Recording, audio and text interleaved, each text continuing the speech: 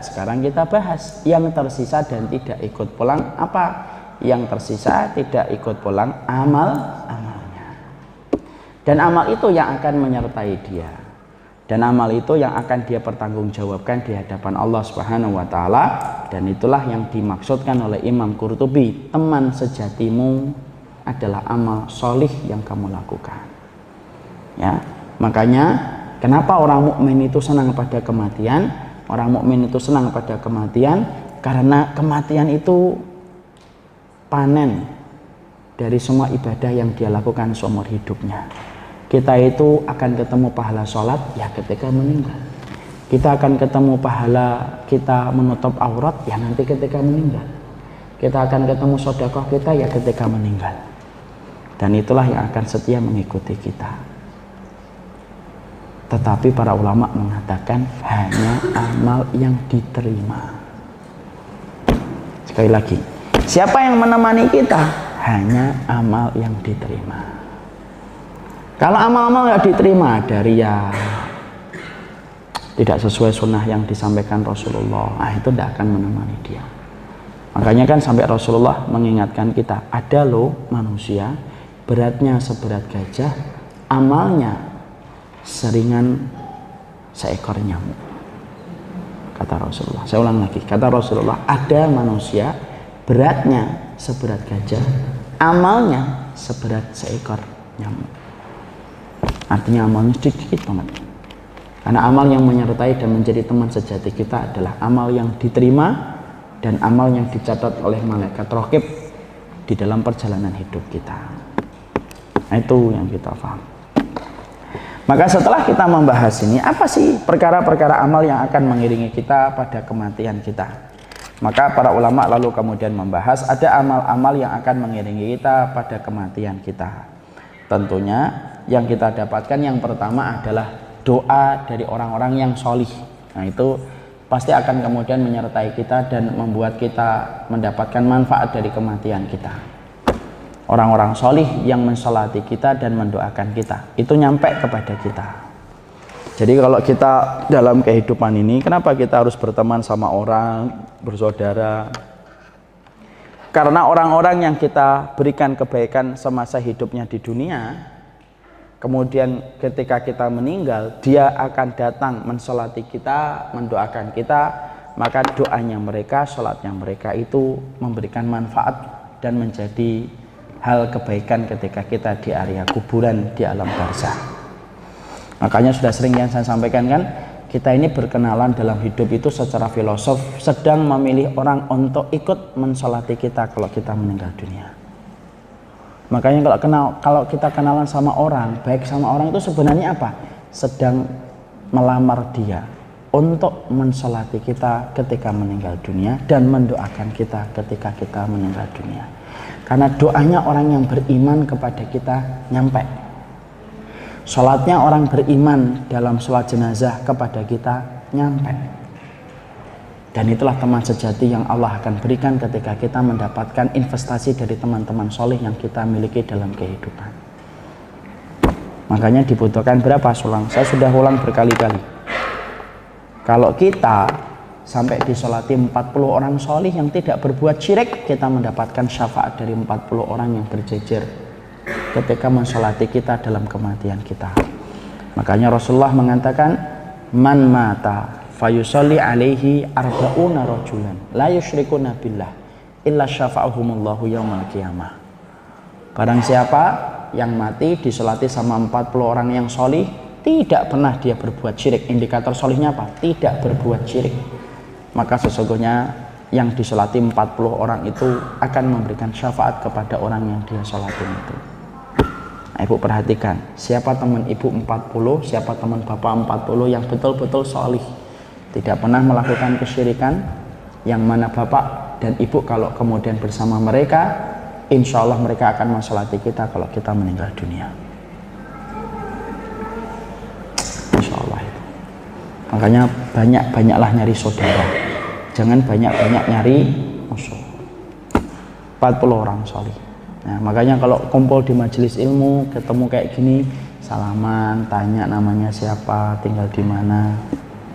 Habis itu kasih dimsum, teh tarik, ingat saya ya. Nah, itu termasuk salah satu hal yang harus diikhtiarkan. Kemudian yang kedua, yang bermanfaat bagi si mayit itu apa dan bisa menjadi sebab pertemanan sejati kita di dalam kubur. Yang kedua, yang bermanfaat bagi si mayit adalah sedekah yang kita niatkan untuk si mayit, terutama dari anak kepada orang tuanya. Sebagaimana keterangan hadis dari Sa'ad bin Ubadah. Ada seorang anak bernama Sa'ad bin Ubadah lalu ingin infak sedekah untuk ibunya yang telah meninggal dunia, maka Rasulullah mengatakan sampai. Makanya infak kita atas nama ibu kita nyampe. Infak kita atas nama bapak kita nyampe. Makanya kalau infak, kalau sudah ditinggalkan ibunya, ini saya fani saya kasih tahu. Kalau sudah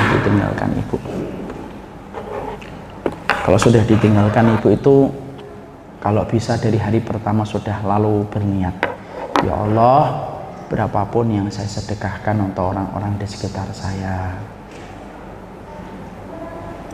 maka sebagian dari sedekah itu saya niatkan untuk ibu saya. Nah itu nyampe. Sedekah. Yang ketiga yang nyampe kepada si mayit itu yaitu adalah ilmu yang kita share dan kita bagi, diamalkan sama orang yang mendapatkan ilmu itu dari apa yang kita bagi. Makanya ibu ketika memberitahu orang, dzikir pagi, dia mengajarkan dzikir pagi walaupun kita sudah meninggal dunia, maka pahalanya tetap mengalir untuk kita selama dia berzikir pagi. Makanya beruntung ya orang-orang yang dengan begitu lapang, kalau dia punya kelapangan rumah, jadikan rumahnya tempat ilmu. Orang datang ngaji, dapat ilmu, lalu kemudian orang pulang membawa ilmu dari tempat yang dia sediakan, ustadz yang dia undang. Ketika dia tidak bisa berkata-kata dan menjelaskan sebagaimana ustadz, dia minta tolong sama ustadz untuk menjelaskan, maka itu termasuk amal yang bermanfaat, yang nyampe. Makanya ibu dan bapak jujur ya, dulu sebelum saya punya anak, saya termasuk orang yang terus genjot dan semangat dalam dakwah. Salah satu yang saya miliki saat itu, niatnya adalah kalaupun saya tidak ditakdirkan punya keturunan, moga-moga orang-orang yang belajar dan menyerap ilmu dari saya adalah orang yang mengangkat tangan untuk mendoakan saya. Karena sebenarnya orang-orang yang kita berikan kebaikan ini, mereka itu kalau mengamalkan apa yang kita sampaikan, ngalir pahalanya yang besar. Makanya seorang dai sangat dituntut untuk menjaga niat. Kalau niatnya sudah karena dunia, semua kebaikan itu nggak didapat, hilang, nguap dia. Makanya yang paling berat jadi dai itu apa? Menjaga niat. Menjaga niat itu susah, sulit ibu. Dan berapa banyak serta ratusan dai bahkan ribuan dai itu berjibaku dengan niat setiap pagi sebelum memulai aktivitas. Dan yang paling berat itu menjaga niat. Kalau menghafalkan dalil gampang, orang-orang yang paham agama itu rata-rata yang saya lihat pintar-pintar bu. Kalau hanya menghafalkan dalil itu, dalil panjang satu hadis 3-4 baris itu 2 menit 3 menit hafal. Tapi yang paling berat bukan di situ, yang paling berat itu jaga niatnya. Maka kemudian itu yang paling sulit. Belum lagi kalau sudah keluar, orang yang mengajarkan agama itu kan dituntut sempurna kan. Kalau salah dikit pasti hujatan, celaan langsung datang. Nah, itulah beratnya. Makanya orang-orang yang mengajar agama itu kayak ustadz-ustadz yang kita kenal, ada ustadz tadi, ada ustadz banyak lah yang saya tidak mampu sebutkan satu-satu, adalah orang yang paling berhak mendapatkan doa dari orang-orang yang pernah diajari sama dia. Makanya sampai kita mendapati perkataan Imam Nawawi apa? Man yu'allimukum fiddin fahuwa aba'ukum fiddin. Orang yang ngajarin kalian agama adalah bapak-bapak kalian di dalam agama. Nah itu yang kita harus paham. Nah makanya kembali ke tadi, termasuk ilmu yang bermanfaat, ilmu yang kita ajarkan. Sharinglah ilmu, sharinglah kemudian apa yang kita ketahui, sampaikan kepada keluarga terdekat, maka itu akan mengalirkan pahala tidak pernah putus kepada kita. Apalagi kalau kita sampai menginvestasikan harta-harta kita pada tempat-tempat ilmu, nah itu pahalanya terus mengalir. Dan itu merupakan investasi terbaik dalam kehidupan di akhirat, membangun satu tempat pendidikan lalu bermanfaat terus, rotasi berputar pada pendidikan itu dan memberikan manfaat, maka sebanyak itu pahalanya tidak akan pernah berhenti. Allah paling senang kalau ilmu-ilmu yang Allah turunkan kepada orang yang beriman diajarkan dan di-sharing sebanyak-banyaknya kepada orang lain. Makanya orang itu kalau imannya benar, tidak menikmati egosentris kenikmatan ibadah secara personal. Tapi kalau orang itu imannya benar adalah orang yang ingin berbagi dengan semua kenikmatan ilmu yang dia dapatkan dan dia sharing kepada orang lain. Nah, itu termasuk perkara yang bermanfaat. Termasuk perkara pula yang bermanfaat adalah anak-anak yang solih. Ya, anak-anak yang solih termasuk yang bermanfaat. Dan sudah sering saya mengingatkan, yang bermanfaat bukan hanya anak, tapi anak yang solih. Ada kata sifatnya. Nabi tidak mengatakan waladun, tapi Nabi mengatakan waladun solihun. Apa bedanya Ustadz? Kalau Nabi mengatakan waladun, anakmu solih, tidak solih, zina, tidak zina, PKI, tidak PKI, liberal, tidak liberal. Kalau itu anak, ya nyampe doanya kepada orang tua. Kalau Nabi mengatakan waladun, tapi Nabi nggak mengatakan waladun, Nabi mengatakan waladun solihun. Berarti anakmu harus solih. Berarti tidak zina, tidak minum khamar, tidak makan riba, tidak PKI, tidak liberal. Baru anakmu solihah. Kalau solihah itu baru bermanfaat. Kalau anakmu tidak solih, ya tidak ada manfaatnya. Apalagi anak kita kalau berdosa, Bu. Anak kita tidak nutup aurat, ya saya maaf harus katakan itu dosa besar. Mati kita, anak kita tidak nutup aurat, berdoa Robbi firli, nyampe lawang dia tidak nutup aurat, itu menghalangi doa. Anak kita berkata Robbi firli, makan riba. Robbi firli wali walidayya, tapi dia berzina. Robbi firli wali walidayya, tapi dia mendukung liberalisme.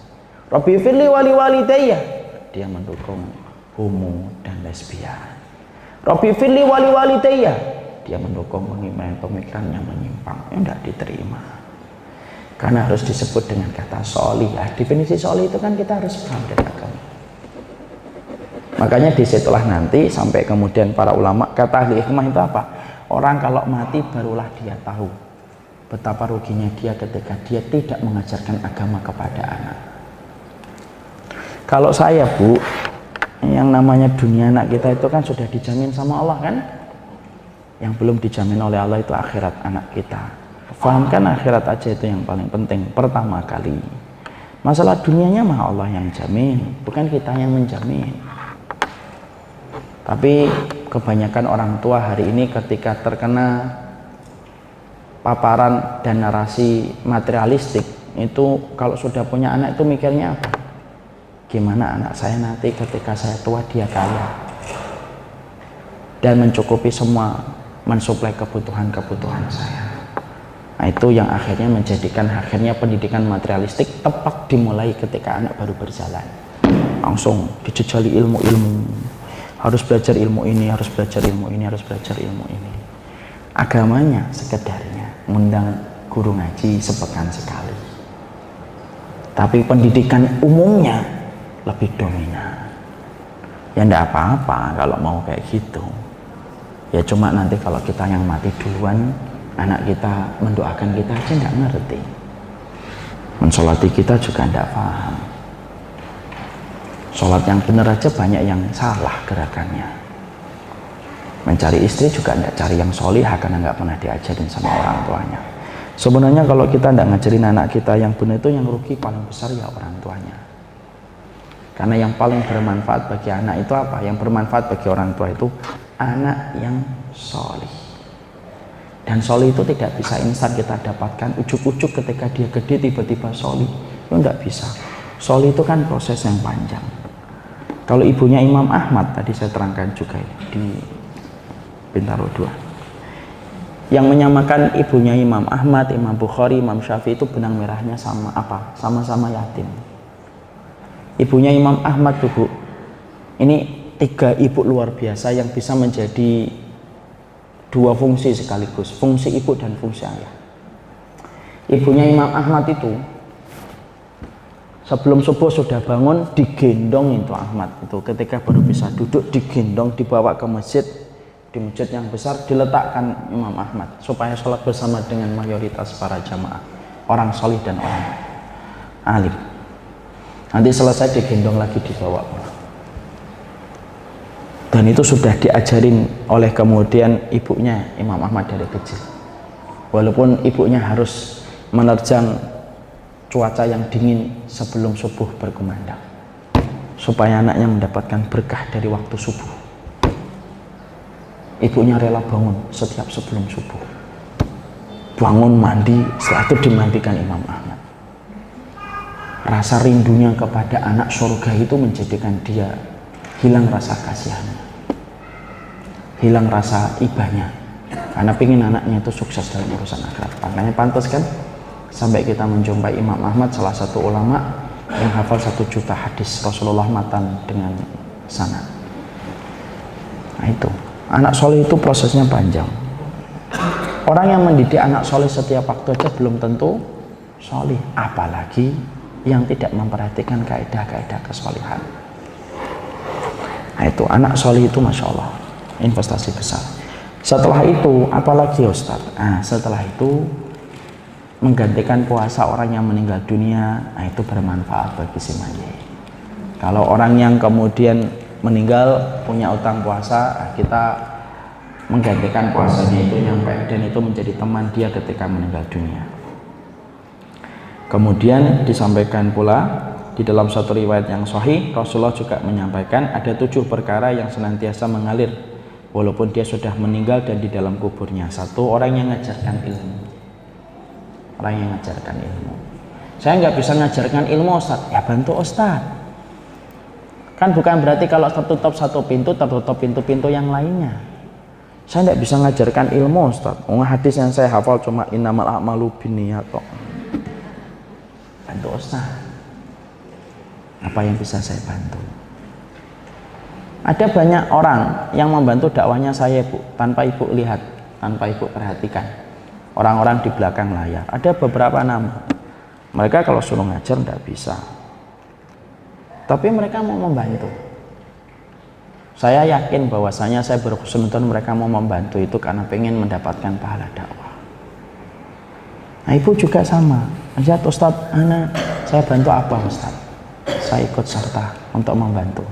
Supaya setiap orang yang mendengar kalimat-kalimat antum ketika dia tersentuh dengan apa yang disampaikan Allah dan Rasulnya, saya mendapatkan pahala yang sama. Jadi kalau kita tidak bisa ngajar, jangan maksa ngajar, nanti malah tidak ada yang dengar. Saya pengen ngajar di MRKR, Ibu dari mana? STM, nggak bisa lah. Jangan mencoba ngajar kalau memang tidak punya ilmunya. Berarti apa? Membantu orang untuk ngajar dan dakwah. Kemudian mengalirkan sungai. Mengalirkan sungai itu sungai-sungai yang mati dialirkan kembali supaya memberikan manfaat. Menggali sumur. Nah, itu termasuk menggali sumur itu memberikan pengairan-pengairan.